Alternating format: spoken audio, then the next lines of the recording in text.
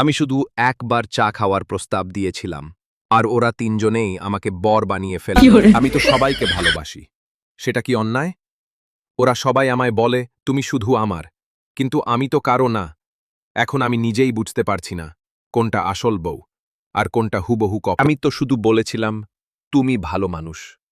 ও বলল তো চলো বিয়ে করি। আমি চুপ করে থাকি বলে সবাই ভাবে আমি হ্যাঁ বলেছি।